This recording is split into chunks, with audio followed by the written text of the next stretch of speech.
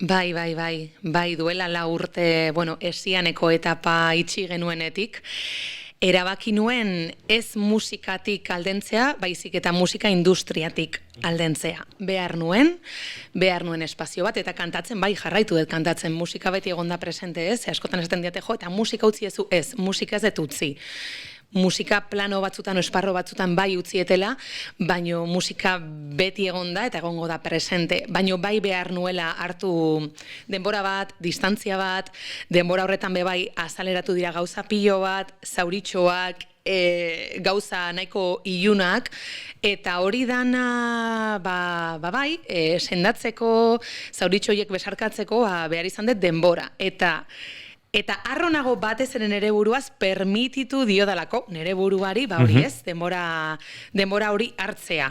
Ze normalean, bakigu nola bizi garen, zeinen azkar, emateu desagertzen baldin bazara, desagertu egiten zarela. Geldirik enaiz egon, geldirik egotea kosta egiten zaiz, nahiko aktiba naiz, pixka saltxera, eta egia da hori fokua eukietela, azken 5 urteetan, enraizadas proiektuan, horbe bai sentitzen nolako behar bat, eta beti diotez, berdin da ze esparrutan, baino beti saiatzen naiz gorputza entzuten, eta ze eskatzen dit gorputzak une hontan proiektu hau egitea, proiektu hau sortzea, aurrera.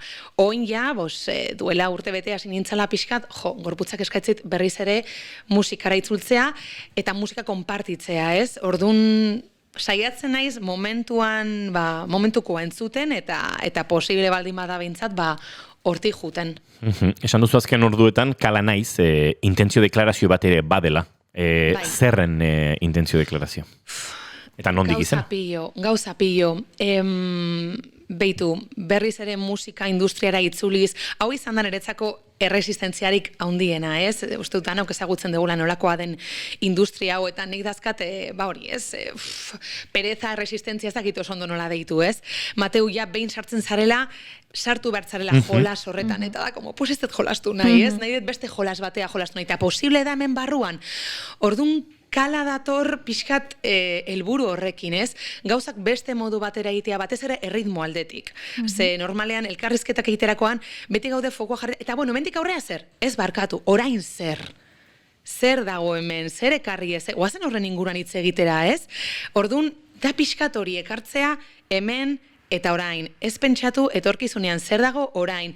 Gauzak egitea bai zintzotasun horretatik, gardentasun horretatik, ni nahiko saiatzen naiz, ez dakit, pertsona nahiko gardena naizela onerako txarrerako, bai, uste naizela, eta kala da, egin izan dut, nahi izan detena. En plan, zer nahi dut orain?